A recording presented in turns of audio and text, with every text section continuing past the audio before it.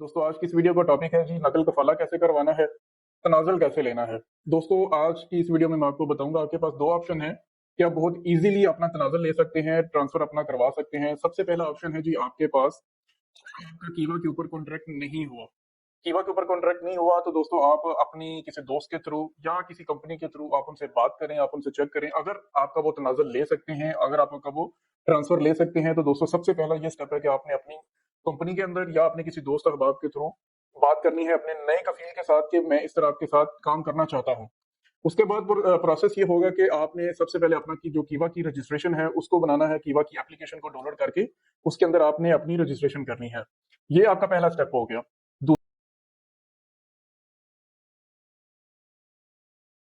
दूसरा स्टेप आपने क्या करना है, फिर आपने अपने नई कंपनी या नए कफील के साथ बात करनी है कि मैंने अपना कीवा की जो रजिस्ट्रेशन है उसको बना लिया है।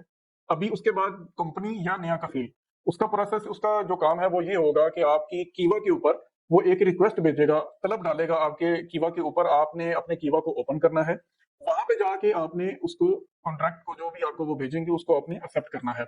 लेकिन एक्सेप्ट करने से पहले दोस्तों आपने उस कॉन्ट्रैक्ट को अच्छे से रीड करना है, अच्छे से पढ़ना है कि आपकी जो सैलरी की बात हुई है उनके साथ, जो आपके जितने घंटे आपने एक दिन के अंदर काम करना है, वो सब कुछ ए टू जेड वैसे ही मेंशन किया गया है। अगर तो वैसा होगा तो आपने उस कॉन्ट्रैक्ट को एक्सेप्ट कर लेना है। एक्सेप्ट करने के बाद इसके बाद नेक्स्ट जो प्रोसीजर है, नेक्स्ट प्रोसीजर ये होगा कि आपकी वो जो तलब है जो आपने एक्सेप्ट की है वो वजारत दाखिला के पास चली जाएगी, मिनिस्ट्री ऑफ इंटीरियर के पास। अब उसका प्रोसेस ये है कि वो तकरीबन 14 दिन का टाइम होता है। 14 दिन के अंदर अंदर आपका वो नकल कफाला और तनाजुल जो है वो हो जाता है। अब 14 दिन के मैं आपको मैक्सिमम ये 14 दिन बता रहा हूँ। 4 दिन भी लग सकते हैं, 1 हफ्ता भी लग सकता है, 10 दिन भी, 12 दिन भी, लेकिन मैक्सिमम 14 दिन के अंदर अंदर आपका नकल कफाला या ट्रांसफर जो है उसको वो आपका नई कंपनी या नए कफील के साथ हो जाता है। अब यहाँ पे बहुत सारे दोस्तों के माइंड में ये भी सवाल होगा कि हमारा जो पुराना कफील है अब वो हमारे लिए कोई प्रॉब्लम तो क्रिएट नहीं करेगा। दोस्तों देखो, अगर आपका पुराना जो कफील है उसको खबर हो जाती है कि आप अपने नए कफील के साथ या नई कंपनी के साथ अपना कॉन्ट्रैक्ट कर रहे हैं, तो वो अगर आपका कफील, आपका सबसे बढ़िया बात यह है सऊदी नए कानून के मुताबिक आपका जो कफील है वो आपका हरूब नहीं दे सकता। अगर वो जाके कहता भी है गवर्नमेंट के इदारे के अंदर जवाजात में जाके जी मेरा जो बंदा है, जो अमल है वो भाग गया है मेरे से, वो मैं उसका हरूब देना चाहता हूँ, तो वो सबसे पहले उस कफील से पूछेंगे कि आपने अपने आमल का जो कीवा का जो कॉन्ट्रैक्ट है उसको क्यों नहीं बनाया। जबकि सऊदी गवर्नमेंट की तरफ से ये रूल पास हो चुका है, कानून पास हो चुका है कि आपने कीवा के ऊपर जो है कॉन्ट्रैक्ट बनाना है। लेकिन अगर वो कीवा के ऊपर कॉन्ट्रैक्ट नहीं बनाएगा तो उसका उल्टा आपको ही फायदा होगा। तो दोस्तों उसके बाद जब कीवा का कॉन्ट्रैक्ट नहीं बनाएगा तो आपको जवाजात की तरफ से एक मैसेज मौसूल होगा आपके नंबर के ऊपर, जिस मोबाइल नंबर के ऊपर आप अपनी कीवा की रजिस्ट्रेशन बनाएंगे, उस रजिस्ट्रेशन वाले नंबर के ऊपर आपको गवर्नमेंट की तरफ से एक मैसेज आएगा कि आपके पास दो ऑप्शन है। एक ऑप्शन आपके पास ये है कि आप अपना तनाजुल लें किसी नई कंपनी के अंदर या नए कफील के साथ, या दूसरा ऑप्शन है आपके पास आप अपना खरूज नहाई लगवाएं और जाएं और नए वीजे पे आप सऊदी अरब वापस आ सकते हैं। तो दोस्तों ये बहुत ही इजीली तरीका है। 60 दिन का टाइम होता है जब आपको जवाजात की तरफ से, मिनिस्ट्री ऑफ इंटीरियर की तरफ से मैसेज रिसीव होता है। अगर आपका पुराना कफील आपकी कंप्लेन करता है तो उसका उल्टा आपको ही फायदा होगा। अगर आपका कीवा का कॉन्ट्रैक्ट नहीं हुआ तो दोस्तों आप बहुत इजीली अपना तनाजुल ले सकते हैं, अपना नकल कफाला करवा सकते हैं नई कंपनी के अंदर। दोस्तों इसके अलावा अगर आपके माइंड में कोई सवाल है, कोई क्वेश्चन है, तो आप कमेंट बार में मेरे से पूछ सकते हैं। और ये मेरा ईमेल एड्रेस है, इस ईमेल पे आप मुझे सवाल जो आप पूछ सकते हैं, इंशाल्लाह मैं आपको एज सुन एज पॉसिबल इसका रिप्लाई कर दूंगा। Thank you so much. ही वो वेबसाइट है जहां से आप आसानी के साथ अपना वीज़ा घर बैठे दुनिया के किसी भी मुल्क के किसी भी शहर में बैठ के आसानी के साथ अपना वीज़ा हासिल कर सकते हैं। और नहायत थोड़ी सी फीस है इसकी, और आप सऊदी अरबिया में जाके विजिट कर सकते हैं, आप उम्रा कर सकते हैं, आप कोई भी वीज़ा है इससे अप्लाई कर सकते हैं। अस्सलाम वालेकुम रहमतुल्लाह। सऊदी अरबिया ने तमाम ममालिक के लोगों के लिए आसानी पैदा करने के लिए नुसुक एप्लीकेशन और नुसुक जो है वो वेबसाइट मुतारफ करवा दी है, जहां से आप आसानी के साथ खुद ही अपने मोबाइल फोन से या फिर अपने कंप्यूटर से सऊदी अरबिया का वीज़ा अप्लाई कर सकते हैं और 24 घंटे या 48 घंटे के अंदर अंदर आप वीज़ा ले सकते हैं। फीस भी नहायत आसान है, ये आसानी के साथ आप अपने मोबाइल से खुद ही अपना वीजा अप्लाई करके और आप सऊदी अरबिया विजिट कर सकते हैं। आपने उम्रा करना है या वैसे विजिट करना है तो आप आसानी के साथ जो है ये कर सकते हैं। अगर आपने उम्रा करना है तो इसमें आप होटल बुकिंग भी खुद कर सकते हैं, टिकट भी खुद कर सकते हैं और वीजा यानी कि सब कुछ अब आप खुद ही कर सकते हैं, किसी भी एजेंट की आपको जरूरत नहीं है। इसका प्रैक्टिकली तरीका क्या है, चले मैं आपको सिस्टम पे लेके चलता हूं और ए टू जेड मुकम्मल प्रोसीजर वीजा अप्लाई करने का वो मैं आपको दिखाता हूं। क्योंकि अब पासपोर्ट के ऊपर तो वीजा वगैरह स्टैंप नहीं होता, अब ई वीजा ही होता है, बस आपको पेपर मिलता है, जहां से मर्जी आप जो है वो उसका प्रिंट करवा ले। तो ये बड़ा आसान जो है वो सारा प्रोसीजर है। चले मैं जरा सिस्टम पे लेके चलता हूं और आपको आपको मैं दिखाता हूं। अगर आप इरादा रखते हैं उम्रा करने का, आप दुनिया के किसी भी मुल्क में मौजूद हैं, आप ये आसानी के साथ कर सकते हैं। ये तमाम ममालिक वालों के लिए नहायत आसान तरीका है। तो चलिए जी जरा सिस्टम पे चलते हैं और इसका मुकम्मल प्रोसीजर देखते हैं। उससे पहले छोटी सी रिक्वेस्ट, वीडियो को लाइक और चैनल को सब्सक्राइब जरूर कर दीजिएगा। अपने कंप्यूटर से मैंने ब्राउजर को ओपन कर लिया है। बिल्कुल सेम प्रोसीजर होगा, आप अपने कंप्यूटर से करें, मोबाइल से करें, लैपटॉप से करें, जहां से करें, बिल्कुल सेम। अच्छा जी, वेबसाइट आपने ओपन करनी है nusuk.sa, nusuk.sa। इस वेबसाइट को आपने ओपन करना है। जैसे ही आप इस वेबसाइट को ओपन करेंगे मोबाइल से या फिर कंप्यूटर से, तो ये वेबसाइट आपके सामने आ जाएगी और यही वो वेबसाइट है जहां से आप आसानी के साथ अपना वीजा घर बैठे दुनिया के किसी भी मुल्क के किसी भी शहर में बैठ के आसानी के साथ अपना वीजा हासिल कर सकते हैं। और नहायत थोड़ी सी फीस है इसकी, और आप सऊदी अरबिया में जाके विजिट कर सकते हैं, आप उम्रा कर सकते हैं, आप कोई भी वीजा है इससे अप्लाई कर सकते हैं। ये बड़ी जबरदस्त सऊदी अरबिया ने आपको फैसिलिटी जो है वो दे दी है। अच्छा, यहाँ पे बाकी और भी काफी डिटेल है, अगर आप इसको रीड करना चाहें तो आप यहाँ से आप रीड कर सकते हैं। लेकिन मैं मेन पॉइंट पे वीजा की बात करता हूँ। तो यहाँ पे लिखा हुआ आपको मिलेगा अप्लाई फॉर वीजा के ऊपर आपने क्लिक करनी है। तो सबसे पहले वो आपसे ये सवाल करेगा कि आपकी नेशनलिटी कौन सी है। तो मैं यहाँ से नेशनलिटी कर लेता हूँ पाकिस्तान। अच्छा, पाकिस्तान वालों के लिए थोड़ी सी कंडीशन जो है वो इस तरह की है कि पाकिस्तान में जो लोग तो पाकिस्तान के अंदर मौजूद हैं, उनको इसके अंदर ही वो आपको कोई ना कोई डीलर, यानी कि कोई ना कोई डीलर कह रहा हूँ, कोई ना कोई आपको एजेंट बताएंगे, आपको उनसे रब्ता करना होगा। लेकिन अगर वही पाकिस्तानी पाकिस्तान से बाहर किसी भी मुल्क में है, ये मैं सिर्फ उनकी बात करूं जो पाकिस्तान के अंदर है, जितने भी ओवरसीज पाकिस्तानी हैं, आप दुनिया के किसी भी मुल्क में आप पे ये कंडीशन लागू नहीं होती। अच्छा, अब सबसे पहले वो आपसे ये सवाल करेगा आपके पास यूएस का या यूके का या इसके अलावा किसी भी शेंजियन जो कंट्री है उसका आपके पास वीजा वगैरह मौजूद है या परमानेंट रेजिडेंस है आप वहां के। अगर आप वहां के हैं तो आप इसको यस करेंगे और आप आसानी के साथ फिर उसके बाद नेक्स्ट स्टेप आएगा ई वीजा ऑनलाइन, इसके ऊपर आप क्लिक करेंगे। लेकिन अगर आप इस कैटेगरी में नहीं आते, आपके पास यूएस का या यूके का कोई वीजा शीजा नहीं है, फिर आप इसको नो करेंगे। फिर दूसरी कंडीशन आ जाती है जीसीसी रेजिडेंस की। अगर आप जीसीसी रेजिडेंस हैं, आप यानी कि कुवैत में होते हैं, बहरीन में होते हैं, अमान में, कतर, सऊदी अरबिया या यूके में, सॉरी यूएई में, कहीं पे भी, दुबई वगैरह में, तो फिर आप इसको यस करेंगे। फिर भी आप यस, अगर इसको आप यस करेंगे तो फिर भी आप ऑनलाइन ही अपना वीजा ले सकते हैं। लेकिन अगर ये दोनों सवालों को आप नो कर, इन दोनों में से अगर आप एक सवाल के ऊपर पूरा उतरते हैं तो फिर तो आप अपना सब खुद ही कर लेंगे।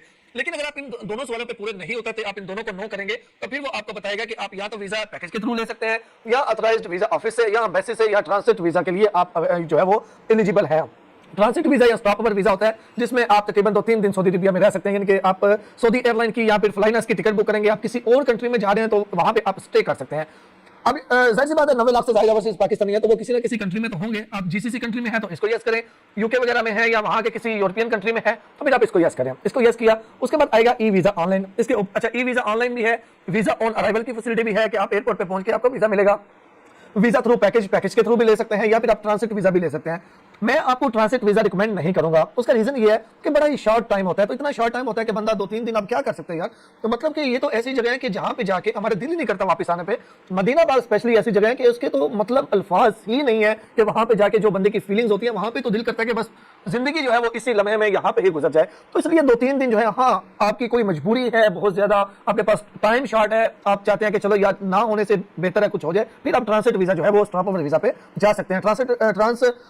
स्टॉप ओवर वीजा कौन सा होता है? जिसमें आपने सऊदी अरब की जो है वो टिकट बुक करनी है या फिर फ्लाइनस की टिकट बुक करनी है, उनकी वेबसाइट पे जाके वीजा फ्री है। इसमें एक नाइट आपको होटल की फ्री मिलेगी, इसमें कोई भी एप्लीकेशन फीस नहीं है, मेडिकल इंश्योरेंस इसके अंदर ऑलरेडी कवर है, सिंगल एंट्री है, 3 month of stay up to 96 hours, sorry 3 months for stay up to 96 hour तक आप जो है वो स्टे कर सकते हैं। अच्छा जी, अब इसमें तो मैं आपको बता चुका हूं कि आपके पास टाइम बहुत शॉर्ट है, 96 आवर्स ओनली आप स्टे कर सकते हैं। लेकिन अब ई वीजा जिसमें आपकी मुद्दत 1 महीना भी है, आप 1 महीना आसानी के साथ जो है वहां पे रह सकते हैं, विजिट कर सकते हैं सऊदी अरबिया। वो वीजा अप्लाई करने के लिए आपने करना है ई वीजा ऑनलाइन के ऊपर क्लिक, और यहाँ पे आपको इसकी फीस बता रहे हैं जो कि ई वीजा की फीस है 300 सऊदी रियाल जो कि $80 बनते हैं। एप्लीकेशन फीस है $40 जो कि $10 बनते हैं। इसके अलावा इंश्योरेंस जो कि नॉट इंक्लूडेड है इसके अंदर। उसके बाद मल्टीपल एंट्री, और इसमें मल्टीपल एंट्री भी है और सिंगल एंट्री भी है, ये डिपेंड करता है मिनिस्ट्री ऑफ फॉरेन अफेयर पे। और इसकी जो मुद्दत है वो है 90 डेज यानी कि 3 महीने। रिक्वायरमेंट्स में उसने बताया हुआ है कि आपने किसी यूएस या यूके या शेंजन वीजा होल्डर होने चाहिए तो आप ये अप्लाई कर सकते हैं।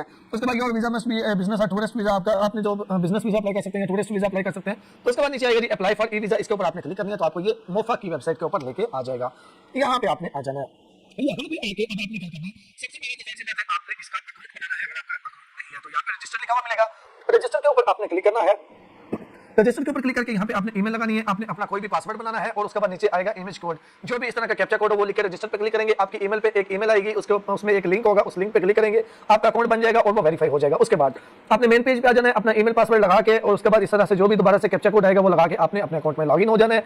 अपने अकाउंट में लॉगिन होने के बाद यहाँ पे दोबारा से वो वेरिफिकेशन कोड आपके ईमेल पे सेंड करेगा, तो उस ईमेल वेरिफिकेशन कोड का आपको इंतजार करना है। जैसे ही वो ईमेल में आपको वेरिफिकेशन कोड, जब जितनी बार भी आपने लॉगिन करना है तो जाहिर सी बात है वेरिफिकेशन का ये कोड आता है। तो यहाँ पे मेरा कोड आ चुका है, मैं वो एंटर करता हूँ, नेक्स्ट के ऊपर क्लिक करता हूँ। उसके बाद यहाँ पे लिखा हुआ है add a new application. Add a new application के ऊपर आपने क्लिक करनी है। यहाँ पे टर्म्स एंड कंडीशंस हैं, इनको अच्छी तरह आप पढ़ लीजिएगा सारी चीजों को। उसके बाद नीचे आ जाना है, आपने electronic visa processing fees $10, banking service 0.5 जो है वो $। तो ये फीस आपने पहले पे करनी होगी जो कि नॉन रिफंडेबल है, और जो वीजा की फीस है $300 वो फिर जब आपका वीजा कंफर्म हो जाएगा उसके बाद वो पे करनी होती है। इसको आपने एग्री करना है। एग्री करेंगे, यहाँ पे फिर एक एग्रीमेंट है, इसको भी आपने एग्री करना है, और उसके बाद आपके सामने आएगा ये वीजा एप्लीकेशन। अब वीजा एप्लीकेशन को आपने करना है जी फिल। सबसे पहले आपने एक अपनी तस्वीर बना लेनी है, व्हाइट बैकग्राउंड के साथ होनी चाहिए, और उसके बाद यहाँ पे आना है, वो अपने तस्वीर अपनी बना के अपने पास रख लेनी है। यहाँ पे आएगा वीजा टाइप, यहाँ पे आपने क्लिक करना है। अब यहाँ पे हर किस्म का वीजा है, बिजनेस है, डिप्लोमेटिक है, एजुकेशनल है, अब डिपेंड करता है आपने कौन सा वीजा लेना है। विजिट लेना है तो विजिट वीजा पे आप कर सकते हैं, टूरिस्ट वीजा लेना है या जो भी लेना है। तो मुझे चाहिए उमरा वीजा, तो मैं यहाँ से उमरा सेलेक्ट करता हूँ। सेम प्रोसीजर है सबके लिए। उमरा कर लिया, उसके बाद वो नेशनलिटी पूछेगा आपकी, जो भी उम्र कर लिया, उसके बाद वो आपसे नेशनलिटी पूछेगा, जो भी नेशनलिटी है वो सिलेक्ट करनी है। उसके बाद कंट्री ऑफ रेजिडेंस, आप इस टाइम कौन से कंट्री में मौजूद है, जिस कंट्री में भी आप मौजूद है वो आपने सिलेक्ट करना है। मैं तुर्की में हूं, मैंने तुर्की कर लिया। ये जिनका मैं वीजा अप्लाई कर रहा हूं वो तुर्की है, तो मैंने यहाँ पे तुर्की किया। उसके बाद आएगा नियरेस्ट सऊदी मिशन, यानी कि आपके करीब तरीन जो सऊदी एम्बेसी है वो कहाँ पे है। तो जहाँ पे भी है आपने उस जो है वो इस नियरेस्ट सऊदी मिशन में से उसको यहाँ से उस कंट्री उस सिटी को सिलेक्ट करना है। यहाँ पे सारे सिटी आ जाएंगे जहाँ पे भी सऊदी एम्बेसी मौजूद है। अच्छा, उसके बाद आएगा नंबर ऑफ एंट्रीज। तो नंबर ऑफ एंट्रीज में ये सिंगल ही एंट्री होगी, इसको मैं सिंगल पे सिलेक्ट करता हूँ। उसके बाद आएगा वीजा वैलिडिटी, 30 डेज का वीजा होगा उम्रा वाला, तो मैं 30 डे करूंगा। अगर टूरिस्ट करते हैं तो वो 90 दिन का भी आप ले सकते हैं। हर वीजे की अलग अलग जो है वो वैलिडिटी है, वो डिपेंड करता है आपने कौन सा सिलेक्ट किया। उसके बाद ड्यूरेशन ऑफ स्टे है 30 डेज मैंने किया। उसके बाद नीचे आ जाए, उसके बाद आइए पर्सनल इन्फॉर्मेशन। अब पर्सनल इन्फॉर्मेशन में आपने क्या करना है, पर्सनल इन्फॉर्मेशन में सिलेक्ट इमेज के ऊपर आपने क्लिक करना है, और आपने जो आपकी अपनी पिक्चर है आपने उस पिक्चर को सिलेक्ट करना है। उस पिक्चर को आप सिलेक्ट करेंगे, यहाँ पे आपकी पिक्चर आ जाएगी। उसके बाद आपने क्या करना है, उसके बाद आ जाना है आपने पर्सनल इन्फॉर्मेशन में।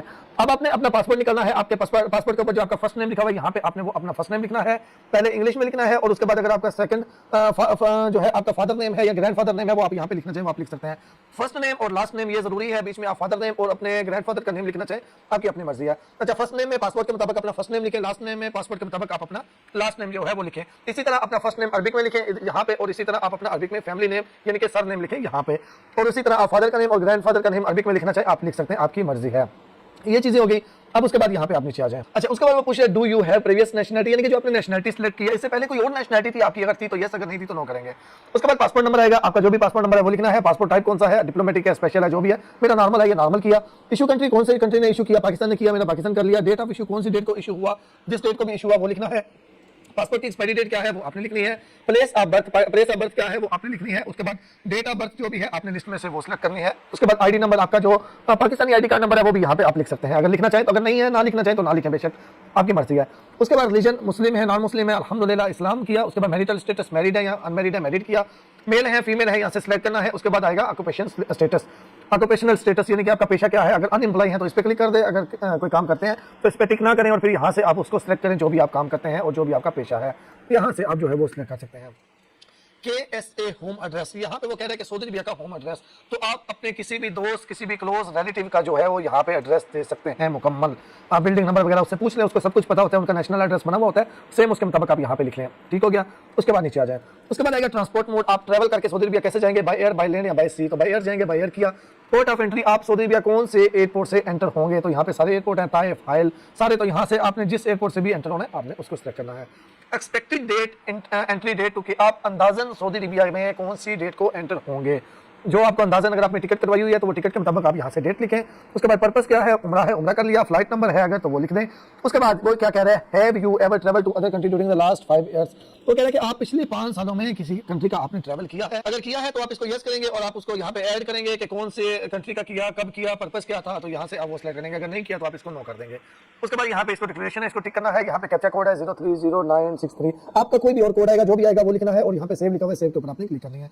सेव के ऊपर क्लिक होगी। अब यहाँ पे आपको ये फीस पे करनी होगी जो कि बनती है $10.5। अब $10.5 जब तक आप पे नहीं करेंगे आपकी एप्लीकेशन सबमिट नहीं हो सकती। पे के ऊपर आपने क्लिक करना है। पे के ऊपर क्लिक करके उसके बाद आपने जो है वो यहाँ पे वो आपको बैंक की यानी कि जहाँ से आपने पेमेंट करनी है उस पेज पे आपको सेंड कर देगा थोड़ी देर तक। तो वहां से अब आपने अपने कंट्री में, जिस भी कंट्री में मौजूद है, कोई भी आपका कार्ड है उसमें कार्ड नंबर लिख के, कार्ड की एक्सपायरी डेट लिख के, कार्ड की इशू डेट लिख के, सारी डिटेल देके आपने ये फीस पे करनी है। ये एप्लीकेशन फीस है। एप्लीकेशन फीस जैसे ही आप पे करेंगे आपकी एप्लीकेशन सबमिट हो जाएगी। फिर उसके बाद आपके ईमेल पे भी आप कंफर्म कर दिया जाएगा। यहाँ पे इस वेबसाइट पे भी आप आके अपनी एप्लीकेशन का स्टेटस जो है वो लॉगिन होकर देख सकते हैं। जब आपका वीजा अप्रूव हो जाएगा फिर आपने वीजा की फीस जो है वो पे करनी है। वीजा की फीस जैसे ही आप पे करेंगे तो उसके बाद तकरीबन 48 घंटे के अंदर अंदर आपका वीजा आपको आ जाएगा। इसी वेबसाइट पे आके आप अपने वीजा को प्रिंट कर सकते हैं, यानी उसको PDF ले सकते हैं, फिर आप उसको प्रिंट कर सकते हैं और उसके बाद आप ट्रैवल कर सकते हैं। अगर आप वीजा अप्लाई करके वीजा पे ट्रैवल करके इस वीजा भी सऊदी अरेबिया आप कहीं आ जा सकते हैं, उम्रे कर सकते हैं, ज़ियारतें कर सकते हैं, ले रहे आगे यहाँ पे सीजन लगाते हैं, अपने पैसे निकालते हैं, उम्रा भी करते हैं। और क्या विजिट वीजा सऊदी अरेबिया का कन्वर्ट भी हो जाता है काम में। तो दोस्तों ये बड़ा किसी लोगों की बातों में ना आए जब तक आपका कोई। असल में दोस्तों क्या हाल उम्मीद है आप सब दोस्त खैर हैं। आज एक नई वीडियो के साथ हाजिर हूं और आज हम बात करने वाले हैं विजिट वीजा कितने किस्म के हैं और विजिट वीजा क्या कन्वर्ट हो जाता है काम में, विजिट वीजा की प्राइस आजकल क्या चल रही है और विजिट वीजा आपको कहां से मिलेगा और कौन कौन से लोग हैं और कितनी उम्र के लोग विजिट वीजा पे सऊदी अरेबिया आ सकते हैं। दोस्तों विजिट वीजा लेने का बहुत ही आसान तरीका है। विजिट वीजा दो किस्म के हैं। नंबर 1 आप 3 महीने वाला आजकल उम्रे वाला वीजा स्टार्ट है वो ले सकते हैं। वो आपको पाकिस्तान में हर दूसरी तीसरी एजेंसी पे मिल जाएगा। वो आपको तकरीबन 50 से 60 हजार की मद में आपको मिल जाता है विदाउट टिकट आपको खुद करवानी होगी। 3 महीना में सऊदी अरेबिया आप कहीं भी घूम सकते हैं, उम्रा कर सकते हैं, ज़ियारतें कर सकते हैं, काम नहीं कर सकते। नंबर 2 और दूसरा वीजा है साल वाला मल्टीपल वीजा जिसको कहते हैं। अगर एक दफा लगवाया जाए तो साल में आप ट्रैवल आ जा सकते हैं। वो जैसे हम यहाँ पे रह रहे हैं, यहाँ पे हम इशू कराएं तो बहुत कम खर्चा आता है, फ्री ऑफ कास्ट में समझ लें। सिर्फ उसकी स्टैंपिंग की वहाँ पे भी 40-50 हजार रुपए लग जाते हैं। वो उसके अलावा कोई एक्सपेंस नहीं आते। उसमें क्या है बहन भाई माँ बाप सास ससुर को हम जो है ना यहाँ पे सऊदी अरेबिया बुला सकते हैं। 1 साल तक हम उनको यहाँ पे रख सकते हैं। इन आउट कराना पड़ता है, बाज़ औक़ात अफसर से भी जो है ना रिन्यूअल उसकी या एक्सटेंशन हो जाती है। और इसमें क्या है यही वीजा आपको पाकिस्तान की एजेंसी हर दूसरी तीसरी एजेंसी पे मिल रहा है। 1,30,000 से 1,40,000 की इसकी प्राइस है। ये सिर्फ आपको वीजा लगवा के देंगे, टिकट आपकी आने जाने की खुद की होगी। इस वीजा पे भी सऊदी अरेबिया आप कहीं आ जा सकते हैं, उम्रे कर सकते हैं, ज़ियारतें कर सकते हैं, नो इशू। लेकिन हर 3 महीने बाद आपको इन आउट कराना पड़ेगा। यहाँ से बसें चलती हैं, जॉर्डन के बॉर्डर पे भी जाती हैं और बहरीन के बॉर्डर पे भी जाती हैं। यहाँ पे इन आउट होता है, उसकी कुछ फीस है वो पे करनी पड़ती है। हर 3 महीने बाद आपको एक्सटेंड करना पड़ता है। आप इस वीजे पे सऊदी अरेबिया साल में जितनी दफा आए जाए कोई इशू वाली बात नहीं। ये 2 तरीके हैं, ये 2 वीजे हैं जो आपको विजिट वीजा पे बहुत ही इजी मिल जाते हैं। अगर आप दोस्त लेना चाहते हैं, यहाँ पे आना चाहते हैं और इस पे जो लोग काम करना चाहते हैं, मैंने ऑलरेडी बहुत सारी वीडियोस बनाई हुई हैं। कहीं मखसूस ऐसी जगह पे खुसूसन 10 दिन आजकल इसको बहुत ज्यादा ले रहे हैं, आगे यहाँ पे सीजन लगाते हैं, अपने पैसे निकालते हैं, उम्रा भी करते हैं और ज़ियारतें भी करते हैं और वापस चले जाते हैं। ये उनके लिए भी बेस्ट है। जो बिजनेसमैन लोग हैं उनके लिए भी बेस्ट है, वो लोग भी लगवाते हैं। या जो लोग ये शौक रखते हैं कि यार हम कराची से आए और जुम्मा पढ़ कर वापस चले जाएं, उन लोगों के लिए बड़ा ही जबरदस्त है। तो नंबर 2 लोग ये पूछते हैं क्या विजिट वीजा सऊदी अरेबिया का कन्वर्ट भी हो जाता है काम में। तो दोस्तों ये बड़ा अहम सवाल है और बड़ा अहम टॉपिक है। देखिए सऊदी अरेबिया का कोई भी वीजा आप विजिट वीजा आते हैं, उम्रे वीजे पे आते हैं, वो कभी भी जो कोई जितना मर्जी चाले कन्वर्ट नहीं होता इकामे में। आपको उस विजिट वीजे पे यहाँ पे आके फिर वापस जाना पड़ता है। यहाँ से वीजा इशू होता है, फिर वीजा वहाँ पे स्टैंप लगवा के स्टैंपिंग करवा के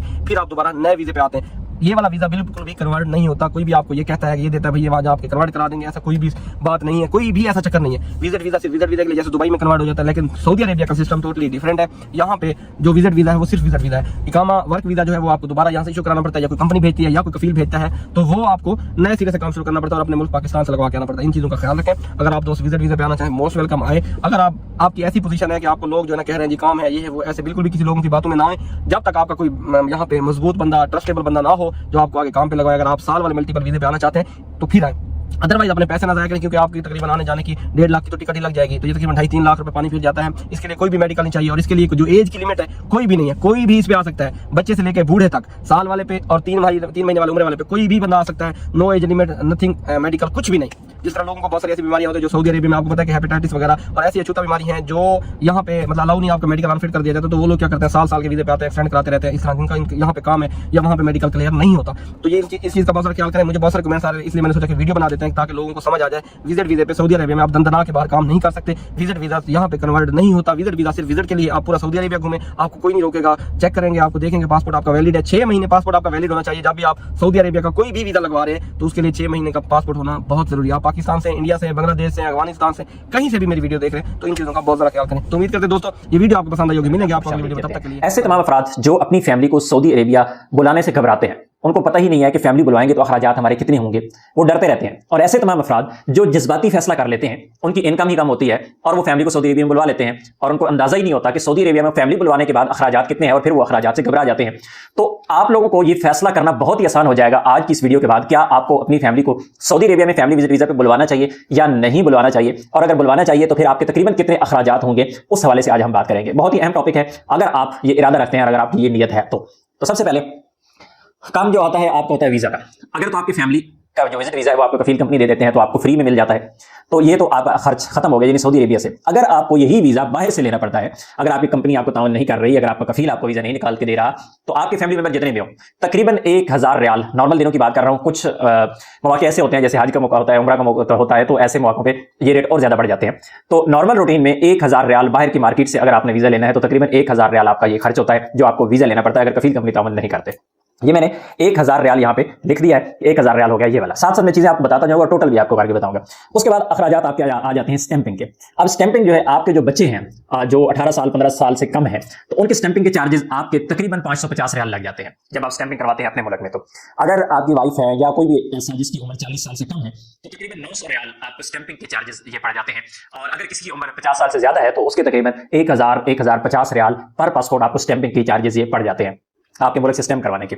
अब हर बंदे ने अपनी फैमिली के हिसाब से हिसाब लगाना है कि आपके फैमिली मेंबर 1 है या आपके फैमिली मेंबर 2 हैं, 3 हैं, 4 हैं, जितने भी हैं, तो आपने अपने हिसाब से साथ साथ आप नोट करते जाए तो सबसे बेहतर है। बच्चों का तकरीबन 550 रियाल, जो बड़े हैं जिनकी उम्र 40 साल से कम है तकरीबन 900 रियाल, और जिनकी उम्र 50 साल जैसे ज्यादा है उनके तकरीबन 1050 रियाल पर पर्सन जो आपको वीजा स्टैंपिंग के ये चार्जेस लग जाते हैं। उसके बाद मरहला आ जाता है आपकी टिकट का। तो टिकट जो है वो आपके जो बच्चे अगर हैं उनकी उम्र 2 साल से कम है, वो बच्चे इन्फेंट में आते हैं। अगर 2 साल से कम है तो तकरीबन 400 रियाल ज़हन में रखें। और चाइल्ड जो है जिसकी उम्र 12 साल से कम है उसके तकरीबन आप 700 रियाल माइंड में रखें। और जिसकी उम्र 12 साल से ज्यादा है, चाहे वो आपके वाइफ हो सकते हैं, माँ बाप हो सकते हैं, बच्चे 12 साल से ज्यादा उम्र के हो सकते हैं, तो उनका तकरीबन 1100 रियाल आप फी बंदा टिकट का एक साइड का अपने ज़हन में रखें। ये रेट्स भी अप एंड डाउन चलते रहते हैं। जब रश होता है फ्लाइट्स का, जिस तरह मैंने पहले भी बात की है, रमजान में ज़्यादा रश होता है, फ्लाइट्स महंगी हो जाती हैं हज के मौके पे, इसके अलावा ईदों के मौके पे, और बहुत सारे ऐसे मौके होते हैं कि टिकट्स के रेट कम ज़्यादा होते हैं, फिर कम होते रहते हैं। तो एवरेज आप इतना माइंड में रखें कि 2 साल से कम उम्र बच्चे 400 रियाल, और 12 साल से 2 साल तक के दरमियान में अगर उम्र है तो 700 रियाल, और अगर किसी की उम्र 12 साल से ज्यादा है जिन जिन लोगों की, तो 1100 रियाल। उसके बाद आ जाता है मरहला आपकी रिहाइश का। सऊदी अरबिया में रिहाइश के लिए सबसे अहम काम आपने क्या करना है कि बहुत सारे लोग क्या करते हैं कि शिगा ले लेते हैं और फिर सारे इंतजाम खुद करते हैं। क्या करते हैं कि आपने कोई भी फ्लैट ले लिया, लेकिन वो सारी चीज़ें आपको खुद अरेंज करना पड़ी, आपको बेड लेना पड़ गया, आपको अलमारी लेना पड़ गई, आपको फ्रिज भी लेना है, आपको एसी भी लेना है, आपको कारपेट भी डालना है, आपको किचन का सामान भी लेना है, बहुत सारा सामान आपको इकट्ठा करना पड़ जाता है। तो मैं आपको मशवरा दूंगा कि जब भी आपने अपनी फैमिली को बुलवाना हो सऊदी अरबिया में और विजिट वीजा पे 1 साल के वीजा पे 1 साल का इरादा हो रखने का, तो फिर आप ये वाली शिगे ना लिया करें, बल्कि आप शिगा मफरूशा ले लिया करें। उसमें आपको सारी फैसिलिटीज मिल जाती हैं, आपको बेड मिल जाता है, सोफा मिल जाता है, वॉशिंग मशीन मिल जाती है, फ्रिज मिल जाती है, किचन आपको रेडी मिल जाता है, कारपेट्स वगैरह सब कुछ ओके आपको मिलता है, बिजली का बिल भी उसी रेंट में शामिल होता है। तो बहुत सारे आपको इसमें फायदे होते हैं। तो आप हमेशा शिगा मफरूशा ले लिया करें। बेशक आप हिसाब लगा लें, आपके अखराजात बढ़ जाते हैं। अगर आप अपना शिगा लेते हैं और सारा सामान आप खुद उसमें एडजस्ट करते हैं तो आपके अखराजात ज्यादा बढ़ जाते हैं। शिगा मफरूशा जो है वो नॉर्मल से नॉर्मल भी अगर आपको मिलेगा, नॉर्मल एरियाज में जहां पे ज्यादा महंगाई नहीं होती, शहर से बाहर और साइडों पे, तो वहां पे मिनिमम भी आपको मिलेगा 8000 रियाल में। 8000 रियाल से 15000 रियाल तक ये मफरूशे की जो है शिगा मफरूशा आपको मिलते हैं। लेकिन उसमें बेनिफिट ये होता है कि आपको बाकी सामान का इंतजाम नहीं करना पड़ता और अच्छा सिस्टम होता है ज्यादातर। तो बहरहाल आप ज़हन में रखें कि 10,000 रियाल एवरेज 10,000 रियाल तो मिनिमम, ये वो बंदे जहां पे आपकी बचत हो सकती है। लेकिन अगर किसी पोश एरिया में है, किसी अच्छे एरिया में है, महंगे एरिया में है, तो यही काम 15,000 रियाल तक भी इजीली चला जाता है। ये 6 महीने का किराया मैंने आपको बताया है। उसके बाद किचन का अखराजात जो है, डेली रूटीन के जो आपके अखराजात हैं, अगर तो आपकी सिर्फ एक वाइफ है तो आप 1500 रियाल माइंड में रखें, और अगर 3 बंदे हैं तो आप 2000 रियाल तक माइंड में रखें, क्योंकि एक बंदे का खर्च ज्यादा होता है, बंदे बढ़ते जाते हैं तो अखराजात जो है वो कम होते जा रहे होते हैं। तो तकरीबन 3 बंदों का मिनिमम भी आप 2000 रियाल अपने माइंड में रखें। उसके बाद जो आपके अखराजात आते हैं उम्रा वगैरह करने की, अगर कोई बंदा जद्दा में है उसके अखराजात कम है, मक्का में है और कम है, लेकिन ज़ाहिर मदीना भी आपको जाना पड़ेगा। एक बंदा रियाद में है, मदीना मक्का आना जाना अखराजात, उम्रा साल में मिनिमम भी अगर बंदा उम्रा करे तो 2 बार तो वो करता ही है। तो उम्रे के जो अखराजात हैं वो, और साथ में छोटे अगर बच्चे होंगे या बड़ा भी है तो ज़ाहिर कभी कभार तबीयत मसाइल 100 चीज़ें होती हैं, अद्वियात वगैरह, तो 500 रियाल मंथली, ये चीज़ें आप अपने माइंड में रखें। इतने अखराजात आपके हो सकते हैं। अब आते हैं हम टोटल की जानिब कि टोटल अखराजात आपके तकरीबन कितने हो सकते हैं। तो टोटल अखराजात में जिस तरह मैंने पहले आपको बताया था कि 1000 रियाल तो आपके वीजे का है अगर आपकी कंपनी कफील आपके साथ ताउन नहीं करते। उसके बाद स्टैंपिंग चार्जेस आ जाते हैं। स्टैंपिंग चार्जेस में हम 3 अफराद डाल लेते हैं, 2 बच्चे और एक आपकी वाइफ, तो ये आपके बन गए यानी 900 रियाल और प्लस 1100 रियाल, यानी 2 बच्चों का 1100 और आपकी वाइफ का हो गया 900 रियाल। 1000 रियाल हमने पहले डाला था वीजा का, और ये बाकी हो गए 900 और 1100 टोटल कर लेते हैं। और उसके बाद आपकी जो टिकट है, तो 3 टिकट हम इसमें डाल रहे हैं। एक टिकट आपकी होगी 1100 रियाल की, एक टिकट आपका जो बच्चा है 2 साल से कम होगी आपकी 400 रियाल की, और एक बच्चा जिसकी उम्र 12 साल तक है, 12 साल से कम है, उसके हो गए 700 रियाल। उसके बाद रिहाइश का जिस तरह मैंने आपको पहले बताया कि 8000 से 15000 तक है, तो हम एवरेज लगा लेते हैं इसकी 12000 रियाल आपके 6 महीने का जो किराया है। उसके बाद आपकी किचन के जो अखराजात हैं वो 2000 रियाल, ये मिनिमम 2000 रियाल है। अगर आपका बच्चा 2 साल से कम है तो ऐसी सूरत में उसके अखराजात ज्यादा भी बढ़ जाते हैं, बच्चे के दूध के अखराजात और पैम्पर के अखराजात और बहुत सारे अखराजात छोटे बच्चों के। और ज्यादातर एक चीज बताऊं कि अगर बच्चे साथ हैं, छोटे बच्चे हैं, बड़े बंदों के अखराजात कम है और छोटे बच्चों की ज्यादा है। छोटे बच्चे ने जब भी बाहर जाना है उसने कोई ना कोई चीज लेनी है जो आपकी गिनती भी नहीं होनी है, तो वो अच्छे भले अखराजात आपके बढ़ जाते हैं। बट मिनिमम जो है वो आप कंट्रोल करके अखराजात करेंगे तो 2000 रियाल आपके ये हो गए। उसके बाद माहाना अखराजात आपके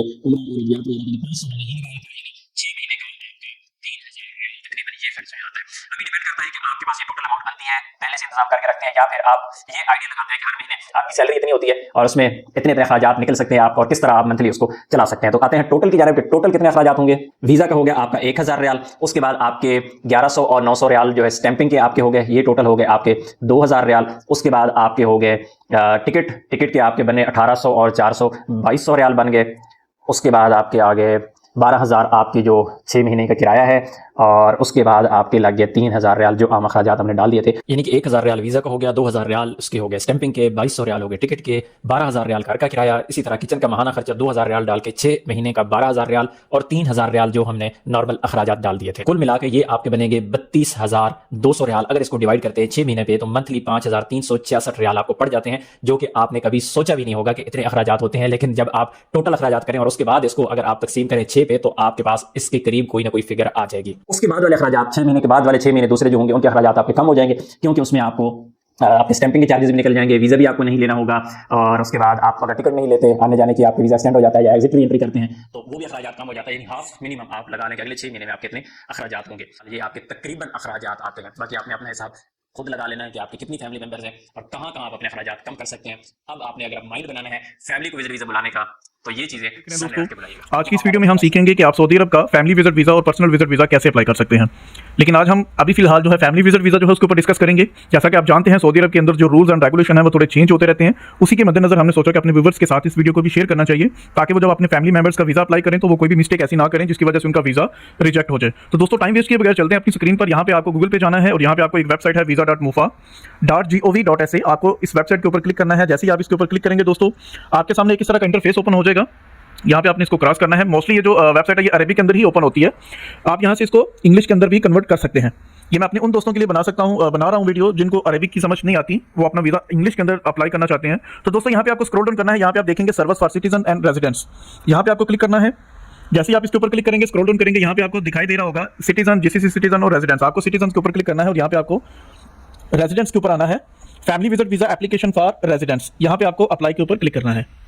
दोस्तों यहाँ पे आपके पास दो ऑप्शन है। यहाँ पे या तो आप अपना अक्षर का आईडी पासवर्ड लगा के इसको ओपन कर सकते हैं और यहाँ पे आप अपना इकामा नंबर लगाएं और इसको लॉगिन करें। इसके लिए आपके पास निफाज की जो एप्लीकेशन है वो भी होना जरूरी है, क्योंकि अभी सऊदी अरब का जो कानून है वो चेंज हो चुका है। निफाज के बगैर आप यहाँ पे अपना वीज़ा अप्लाई नहीं कर सकते। जैसा कि हमने निफाज से इसको ओके कर दिया है, तो इंशाल्लाह within few seconds it will be approve. Yes, as you can see we will proceed now from here.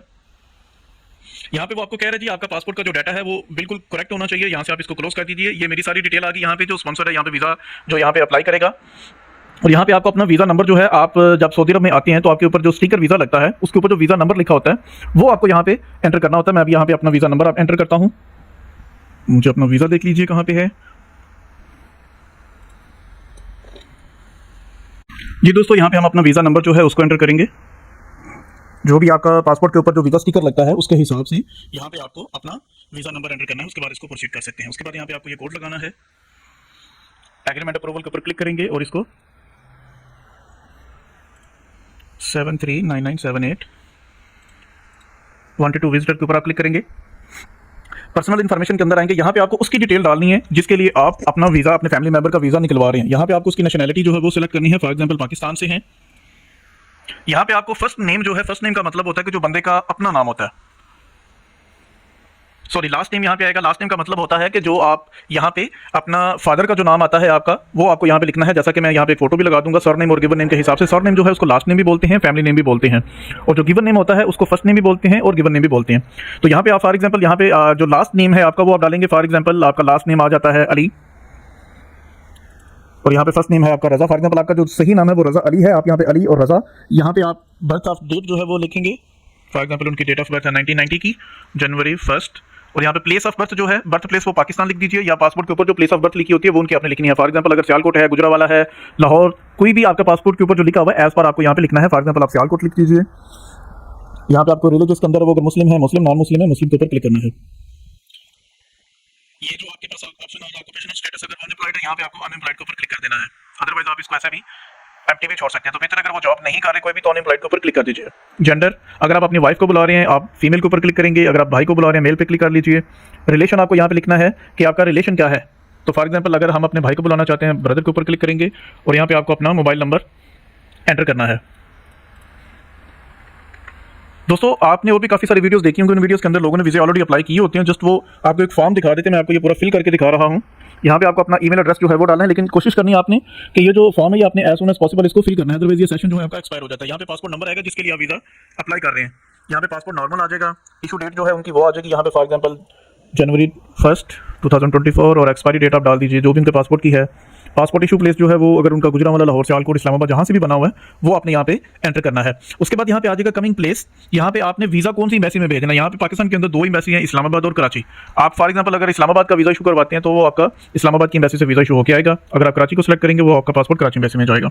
Number of entries multiple को सिलेक्ट कर लीजिए यहाँ पे, और 365 डेज यानी कि आपको 1 साल का जो वीज़ा है वो अप्लाई करना है, और यहाँ पे मैक्सिमम जो है वो 90 डेज यहाँ पे स्टे कर सकते हैं। जैसे ही आप ऐड के ऊपर क्लिक करेंगे, अभी आपका लोडिंग जो है प्रोसेसिंग हो रही है, और यहाँ पे आपको 739978 के ऊपर क्लिक करना है, और जैसे ही आप इसको सेव के ऊपर क्लिक करेंगे तो ये आपका वीज़ा आपके सामने अप्लाई हो जाएगा। उसकी फोटो भी मैं आपको दिखा देता हूँ कि किस तरह का वो अप्लाई हो जाएगा। उसके बाद दोस्तों अगर आप ड्राइवर हैं, छोटा वीज़ा है आपका ड्राइवर का, अमन मंजली वगैरह का, तो उसके लिए आपको अपने कफील के साथ लेके उसका गुरफा तजारिया होगा, गुरफा तजारिया जाके अपने करवाना है ऑनलाइन। बल्कि आजकल जितना भी सिस्टम है वो कफील के अफसर से भी आप उसको अप्लाई करवा सकते हैं। और अगर आपका वीज़ा दूसरा किसी कंपनी का है, मुसस्से का, शिरके का है, तो उसको आप अपनी कंपनी को बताइए कि जो आपके पास रकम तलब एक आती है, रकम तलब को आपने अपने स्पॉन्सर को देना है, वो उसका गुरफा तजारिया करेगा, उसकी 35 रियाल फीस आएगी। लेकिन जो ड्राइवर हैं और जो आमन मंजिल वगैरह के छोटे वीज़े हैं वो फ्री ऑफ चार्ज हैं, उसकी कोई फीस आपको पे नहीं करनी पड़ेगी। दोस्तों जैसा कि आप देख सकते हैं ये फॉर्म आपने फिल किया। अगर आपके पास, अगर आप समझते हैं कि आपने कोई गलती कर दी है तो आपने ये सेव करने से पहले यहाँ से आप इसकी डिटेल जो है वो इसकी चेंज कर सकते हैं। दोस्तों अगर आपको ये हमारी वीडियो अच्छी लगी हो तो आप हमारे इस चैनल को सब्सक्राइब कर दीजिए, वीडियो को लाइक कर दीजिए और अपने दोस्तों के साथ शेयर कर दीजिए। Thank you so much. अस्सलाम वालेकुम रहमतुल्लाह। आज की वीडियो में मैं आपको मेडिकल की रजिस्ट्रेशन यानी जिसको आप मेडिकल का टोकन भी जनता वाला बोलते हैं उसके बारे में बताऊंगा कि आप कैसे बगैर किसी एजेंट के उसको खुद ऑनलाइन कैसे अपनी अपॉइंटमेंट को करवा सकते हैं और कैसे अपना टोकन हासिल कर सकते हैं। क्योंकि एजेंट है साथ मोस्टली इसी तरह लोगों को ब्लैकमेल करते हैं कि आप जब मेडिकल के लिए जाएंगे तो वहाँ भी आपको मेडिकल अपना एजेंसी के साथ लेटर भी चाहिए होता है। लेकिन ऐसी कोई बात नहीं, जब मैं भी गया था मेरे पास कोई लेटर नहीं था, जस्ट मेडिकल टोकन ही था, तो वो लेकर अपना मेडिकल कराने चला गया था। तो आप भी बगैर किसी एजेंट के खुद इसको यानी कि ऑनलाइन अप्लाई कर सकते हैं, खुद ऑनलाइन बुकिंग करवा सकते हैं। वीडियो आखिर तक कमेंट देखिएगा, कोई भी पार्ट मिस नहीं कीजिएगा ताकि आपसे कोई भी इन्फॉर्मेशन मिस ना हो जाए और आपका काम खराब ना हो जाए। मेडिकल टोकन हासिल करने के लिए आपने गूगल पर जाकर wafi.com को सर्च कर लेना है। तो राइट कॉर्नर पर आपको 3 लाइनें नजर आएंगी, आप उस पर क्लिक कर देना। फिर मेडिकल एग्जामिनेशन वाले ऑप्शन पर जाना है, तो फर्स्ट पे फिर आपको मिलेगा अपनी बुक एंड अपॉइंटमेंट, तो आपने उस पर क्लिक कर देना है। तो क्लिक करने के बाद कुछ इस तरह का इंटरफेस आपके सामने आ जाएगा, एक फॉर्म ओपन हो जाएगा। इस फॉर्म को आपने फिलअप करना है। सबसे पहले कंट्री लिखा हुआ है तो अपनी कंट्री का नाम पाकिस्तान लिख लेना है, और सेकंड नंबर पे किस सिटी से आप अपना मेडिकल करवाना चाहते हैं, तो मैंने सियालकोट किया था, उसको सेलेक्ट कर लेते हैं। तो इसके बाद आप किस कंट्री में जाना चाहते हैं, तो मेरा सऊदी का मेडिकल था, सऊदी अरेबिया का सेलेक्ट कर लिया। तो इसके बाद नीचे आ जाएगी आप कैंडिडेट की डिटेल, अपना डिटेल सही डालनी है। मैं जल्दी से इसको फिलअप कर देता हूँ। मेरा नाम उसने आना, सेकंड नेम अली है, इसने नहीं लिख लिया। अपनी डेट ऑफ बर्थ सेलेक्ट कर ले, मेरी रकम 1998 है, उसको मैंने सेलेक्ट कर लेता हूँ। इसके बाद आपने अपना जेंडर सेलेक्ट कर लेना कि मेल या फीमेल, फिर मटीरियल स्टेटस मैरिड या सिंगल। उसके बाद आपने अपना पासपोर्ट नंबर लिखना, मैं भी अपना पासपोर्ट नंबर लिख लेता हूँ। फिर दोबारा कंफर्म पासपोर्ट नंबर, दोबारा से अपना पासपोर्ट नंबर लिखेंगे आप भी। क्या ये पासपोर्ट डिटेल देने के बाद नीचे आएगा पासपोर्ट इशू डेट, कि आपका पासपोर्ट कौन सी डेट को इशू हुआ था। फिर आपने वो अपनी डेट सेलेक्ट कर लेनी है कि किस डेट को आपका पासपोर्ट इशू हुआ था। मैं उसको सेलेक्ट कर लेता हूँ, प्लेस यानी कौन सी जगह से आपका पासपोर्ट इशू हुआ था। फिर आपको मेंशन कर लेना, मेरा सियालकोट से, मैं सियालकोट लिख लेता हूँ। फिर उसके बाद पासपोर्ट एक्सपायरी डेट, कौन सी डेट को आपका पासपोर्ट एक्सपायर होगा, फिर आपने वो मेंशन कर लेनी है। तो मैं भी इसको सेलेक्ट कर लेता हूँ। अच्छा जी, ये मेरी पासपोर्ट की जो एक्सपायरी डेट है वो सिलेक्ट हो गया 11 सितंबर 2032।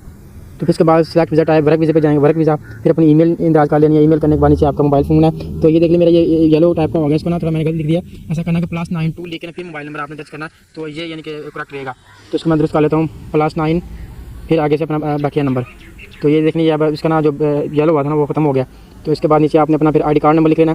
ID कार्ड आपने बगैर डैश के लिखना है, यानी कि ID कार्ड डैश नहीं डालनी, बगैर डैश के लिख देना है। तो मैं इसको लिख लेता हूँ। फिर इसके बाद आपने पोजीशन अप्लाइड फॉर, यानी कि कौन से वीज़े पर आप जा रहे हैं, आपका मैंने कौन सा होगा, जो मैंने पे लिखा होगा ना आपका वही आप लिखना है। लेबर इंजीनियर, तो आपने वही लिखना, मेरा मैंने लेबर का था। तो मैं इसको सेलेक्ट करके फिर आप बाद में चेक करने के बाद सेव कर कंटिन्यू कर दूँगा। तो उसके बाद ये डिटेल आगे आ गया कि आपने अपना क्रेडिट कार्ड डिटेल देनी है, नेम, आपका कार्ड नंबर और एक्सपायरी डेट उसकी, ये सब आपने मेंशन करनी है। तो मैं इसको जल्दी से मेंशन कर लेता हूँ। तो ये सब कुछ मेंशन हो चुका है मेरा।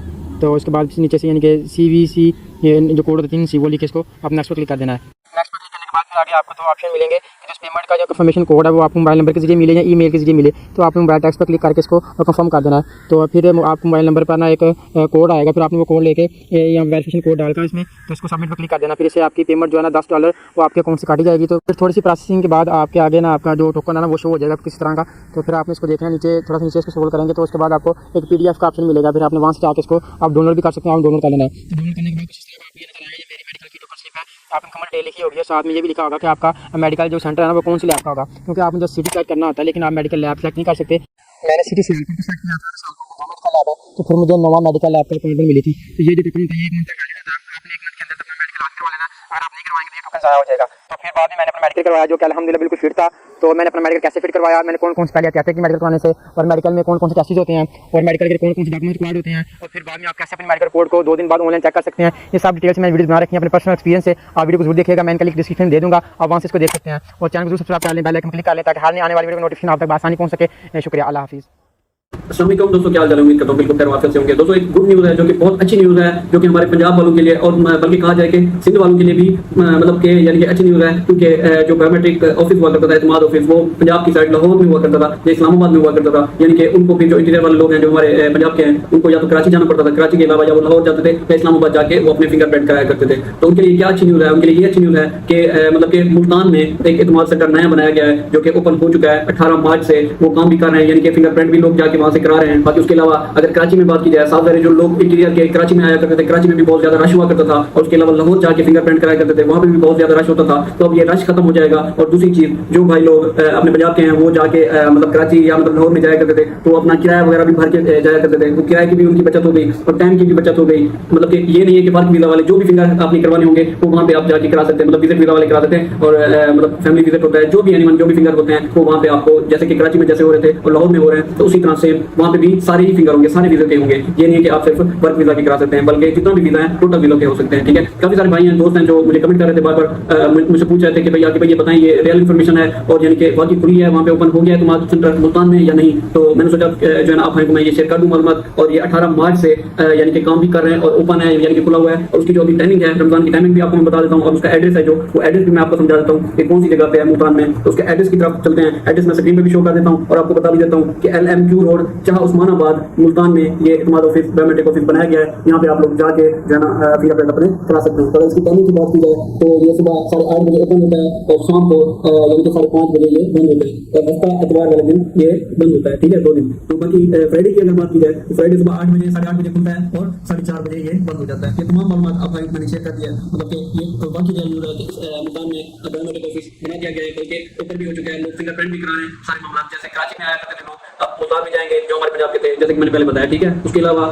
आप अगर मेरे चैनल पे नए हैं तो चैनल को जरूर सब्सक्राइब कर दें, क्योंकि ऐसी न्यूज़ अपडेट मैं आप के साथ शेयर करता रहता हूँ और एम्बेसी की भी अपडेट देता रहता हूँ। सऊदी अरब के वीज़ा की किसी भी मालूमात में, यानी कि जो भी नई अपडेट होती है, ये सारी आप के साथ मैं शेयर करता रहता हूँ। वीज़ा प्रोसेस के हवाले से, एयरलाइन टिकट के हवाले से, एम्बेसी के हवाले से, तमाम मालूमात जो है ना आपको मेरे चैनल पर मिलती है। इंशाल्लाह मिलते हैं अपनी नई वीडियो में। अपना बहुत सारा ख्याल रखिएगा। तब तक के लिए अल्लाह हाफिज़।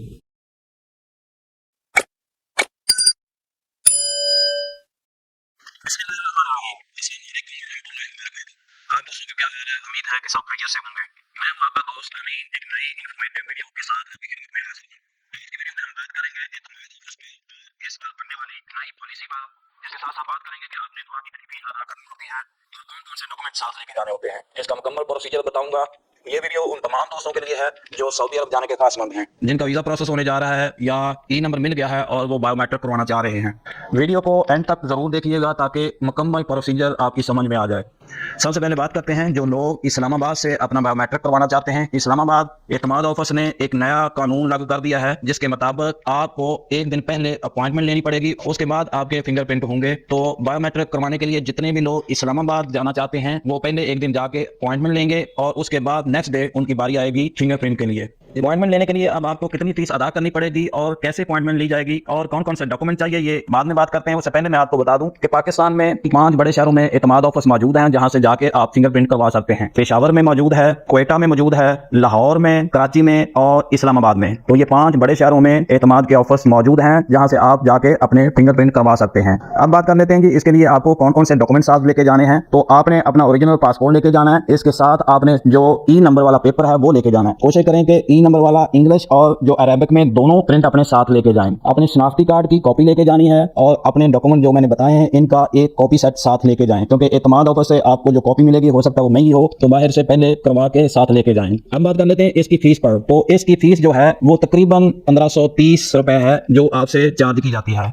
लाहौर में जो चार्ज किए जाते हैं वो 1328 रुपए चार्ज किए जाते हैं, 200 टैक्स की मद में चार्ज किए जाते हैं। ये टोटल 1528 रुपए आपसे चार्ज करते हैं। और इस्लामाबाद में 1000 रुपया जो आपने पे करना है वो अपॉइंटमेंट के लिए, और बाकी जो 528 हैं वो आपने जब आप फिंगरप्रिंट करवाएंगे तो तब अदा करेंगे। तो टोटल वो भी 1528 रुपए होंगे जो टोटल आप अदा करेंगे। हम बात कर लेते हैं इस्लामाबाद एतमाद ऑफिस में एक नया तरीकाकार जो मुतारफ करवा दिया है। जितने भी लोग एतमाद ऑफिस में इस्लामाबाद में आते हैं अपने बायोमेट्रिक करवाने के लिए, वो एक दिन पहले अपनी अपॉइंटमेंट लेंगे और अपॉइंटमेंट के वक्त वो 1000 रुपया पे करेंगे। उनको नेक्स्ट डे की अपॉइंटमेंट मिल जाएगी और नेक्स्ट डे आके वो अपना बायोमेट्रिक करवाएंगे। और एक दिन में सिर्फ 400 लोगों को अपॉइंटमेंट दी जाएगी। इसलिए जितने भी दूसरे शहरों से लोग इस्लामाबाद आ रहे हैं फिंगरप्रिंट के लिए, तो वो इस चीज का ख्याल रखें ताकि उनको कोई मसला पेश ना आए। ये रूल जो है सिर्फ इस्लामाबाद एतमाद ऑफिस ने बनाया है। बाकी शहरों में अभी नॉर्मल सूरत हाल है कि सेम डे जाके आप फीस पे करें और अपना बायोमेट्रिक करवा लें। हम थोड़ा प्रोसीजर पे बात कर लेते हैं। जब आप एतमाद ऑफिस जाते हैं तो पहले काउंटर पे आपसे आपके डॉक्यूमेंट लेके चेक किए जाते हैं और आपको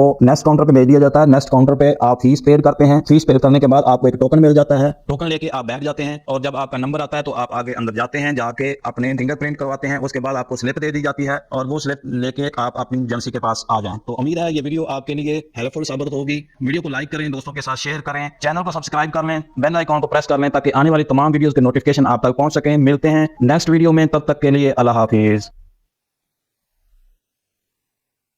बिस्मिल्लाहिर्रहमानिर्रहीम। अस्सलाम वालेकुम। गैमका का टोकन हासिल करने का सबसे आसान तरीका, आपने सबसे पहले गूगल में जाना है। गूगल में जाके आप लिखेंगे gamkaPakistan.com।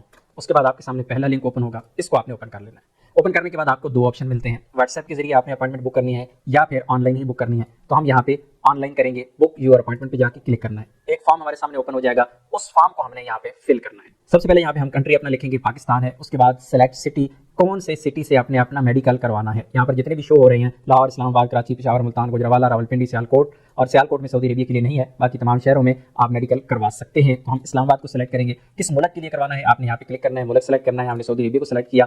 उसके बाद आपका फर्स्ट नेम क्या है, आपने अपना पूरा नाम यहाँ पे दे देना है। इस तरह मैं अपना यहाँ पे नाम दूंगा फर्स्ट नेम। उसके बाद यहाँ पे हम अपना नाम देंगे सेकंड नेम। यहाँ पे आपने अपनी डेट ऑफ बर्थ दे देनी है। डेट ऑफ बर्थ देते हैं, यहाँ पे साल सेलेक्ट किया, महीना सेलेक्ट किया और यहाँ पे डेट सेलेक्ट कर दी।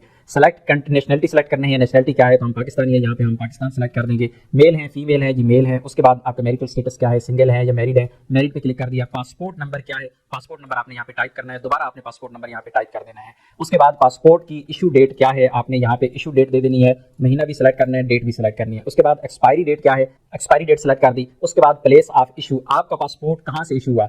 आपके पासपोर्ट के फ्रंट पेज पे लिखा हुआ होता है कहाँ से इशू हुआ, आपके जिला का ही होता है, आपने यहाँ पे लिख देना है। उसके बाद आपने यहाँ पे टाइप ऑफ वीजा यहाँ पे आपने सेलेक्ट करना है। आपका वीजा कौन सा है, वर्क वीजा है, फैमिली है या विजिट है। वर्क वीजा है, इसको सेलेक्ट कर दिया। उसके बाद यहाँ पर आपसे फोन नंबर मांगा जा रहा है +92 के साथ आपने अपना यहाँ पे मोबाइल नंबर दे देना है। उसके बाद आपने यहाँ पे अपनी ईमेल आईडी देनी है। ईमेल आईडी आपने सही वाली देनी है, क्योंकि बाद में इसी ईमेल आईडी पे आपको एक मेल आएगी। उसके बाद आपसे पूछा जा रहा है कि आप अप्लाई कर रहे हैं लेकिन आपने काम क्या करना है, तो यहाँ पे आपने सेलेक्ट करना है लेबर है, वर्कर है, फैमिली है, इसी तरह ड्राइवर, हाउसमेड, इलेक्ट्रिशियन, इंजीनियर। अगर आपका शोबा यहाँ पे है तो ठीक, अगर नहीं है तो आपका मिलता जुलता शोबा जो है वो आपने सेलेक्ट करना है। उसके बाद स्पेसिफिक शोबा असल में आपका है क्या, इंजीनियरिंग है तो उसमें क्या शोबा है, डिजाइन का शोबा है, हमने सेलेक्ट कर दिया। यहाँ पर आपने अपना NCNIC यानी शनाख्ती कार्ड नंबर दे देना है और उसके बाद नेक्स्ट के बटन पे क्लिक करना है। नेक्स्ट आप जब आते हैं यहाँ पर तो आपको ऑप्शन दिए गए हैं पेमेंट के। मीज़ान बैंक में पेमेंट करनी है तो ये अकाउंट नंबर आपको दिया गया है। आप मेट्रो अल हबीब में अगर पेमेंट करना चाहते हैं तो यहाँ पर ये अकाउंट नंबर दिया गया है। यहाँ पर जैज़ कैश भेजना चाहते हैं तो ये जैज़ कैश का नंबर भी दिया गया है। अपॉइंटमेंट की जो फीस है आपकी है वो टोकन की फीस है 3200 रुपए है।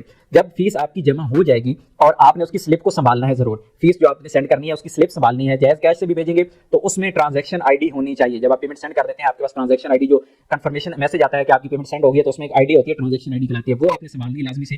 इसी तरह ये स्लिप जो होगी इसके ऊपर भी ट्रांजैक्शन आईडी होती है आपकी, वो आपने संभाल लेनी है। 3200 रुपए आपने सेंड कर देने हैं और उसके बाद आपने क्या करना है कि यहाँ पर आपने अपना पासपोर्ट नंबर देना है। उसके बाद आपने यहाँ पे अपना फोन नंबर देना है। फोन नंबर वही आप दे दें जो आपका एक्टिव मोबाइल नंबर होगा। उसके बाद यहाँ पे आपने पेमेंट ऑप्शन इस्तेमाल करना है जो ऊपर आपने पेमेंट सेंड की है।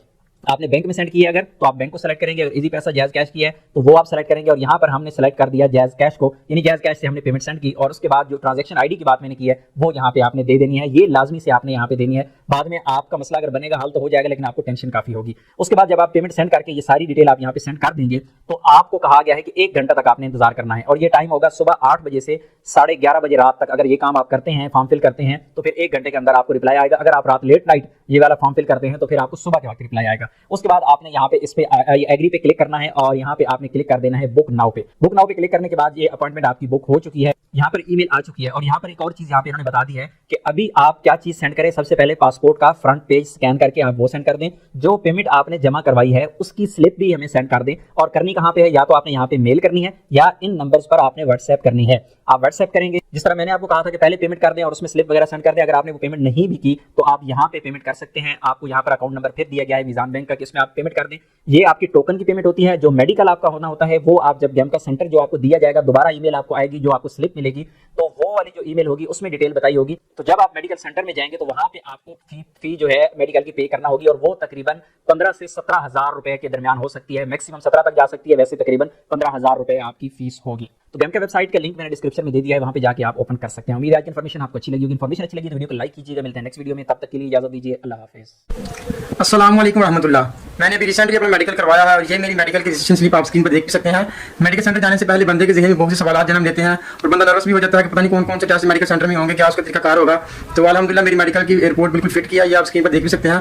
और मैं अपने ज़ाती एक्सपीरियंस आपके साथ शेयर करूँगा कि कौन कौन से टेस्ट होते हैं, क्या उसका तरीकाकार होता है, कितनी इसके लिए फीस दरकार है, और सबसे बड़ी बात कौन कौन से डॉक्यूमेंट्स साथ लेके जाने चाहिए। क्योंकि मैंने देखा था वहाँ पे एक लड़के की यानी कि पिक्चर्स कम थी, तो उन्होंने उस लड़के को दोबारा भेज दिया कि आप जाकर में पिक्चर्स पूरी करें। तो इस वीडियो को जरूर मुकम्मल देखिएगा, कोई इन्फॉर्मेशन मिस ना हो जाए। तो ये वीडियो आपके लिए बहुत हेल्पफुल होगी, आपका टाइम भी बचेगा और नर्वस भी आप नहीं होंगे मेडिकल सेंटर जाने से पहले। सबसे पहले बात करते हैं कि मेडिकल सेंटर की टाइमिंग क्या होती है। तो मेडिकल सेंटर की टाइमिंग सुबह 9 बजे से लेकर शाम 4 बजे तक होती है। तो आपने कोशिश करनी है कि आप जितना जल्दी सुबह जा सकते हैं जल्दी जाएं, और क्योंकि आपको जल्दी टोकन मिल जाएगा, फिर आपको यानी कि टाइम पे आपकी बारी आ जाएगी, आपका टेस्ट हो जाएगा और आप वापस आ जाएंगे।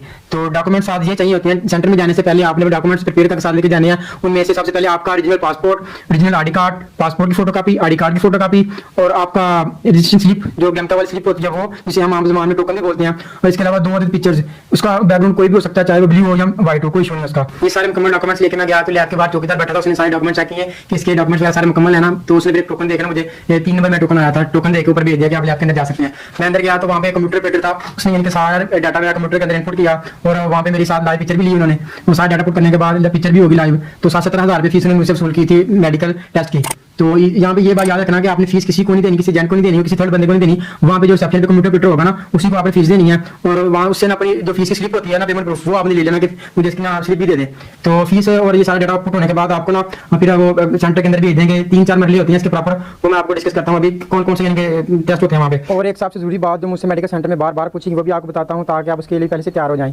सबसे पहले आपको मुझे यानी कि फिजिशियन डॉक्टर बैठा हुआ था, उसके पास भेजा गया कि डॉक्टर साहब के रूम में जाएं पहले। तो डॉक्टर साहब ने यानी कि जाते ही देखा और उन्होंने बोल दिया कि आप ऐसा करें, अपना ना आपको मुकम्मल चेकअप होगा बॉडी का, तो आप अपनी शर्ट उतार दें और अपनी बनियान भी उतार दें। तो साथ मैंने पैंट पहनी हुई थी, उसने बोला कि अपना अपनी पैंट नीचे से ना फोल्ड करके ऊपर कर ले, जितनी ऊपर हो सकती है ऊपर कर ले। तो मैंने वो भी कर ली और बनियान शर्ट भी उतार दी। डॉक्टर साहब ने फिर तफसीली जायजा लिया मेरे जिस्म का, कि मेरे जिस्म पर कोई यानी दाने तो नहीं बने हुए, कोई चोट तो नहीं आई, कोई यानी कि सीरियस किस्म का एक्सीडेंट नहीं मेरा हुआ। सारी यानी कि बॉडी उसने देख के तो टर्न ओपी किया, मुझे देखा फिर मुकम्मल देखने के बाद ठीक है जी आप फिजिकली ओके हैं। तो फिर उसके बाद यानी कि हाइट मेरी यानी उन्होंने नापी और वेट भी मेरा किया, ये सारे फिजिकली नहीं आते हैं। तो उसके बाद फिर यानी कि आई टेस्ट भी हुआ, यानी कि जो पूछते हैं यानी कि आई टेस्ट आंखों का चेक करने के लिए 1 2 3 ना थोड़ा फर्स्ट पे बैठा के वो सारा चेकअप हो गया। तो ये फिजिकली नहीं होता है, जो कलम से मेरा बिल्कुल फिट था, तो मैं फॉर्म फिलअप कर दिया कि ठीक है फिजिकल फिट है। फिर नेक्स्ट रूम में यानी कि भेज दिया। तो उसके बाद मुझे फिर 2 नंबर कमरे में यानी कि ब्लड वाले रूम में भेज दिया गया। तो वहाँ पे स्टाफ नर्स थी, उसने मेरे से यानी कि ब्लड वसूल किया, मेरा ब्लड निकाल लिया जितना रिक्वायर्ड था।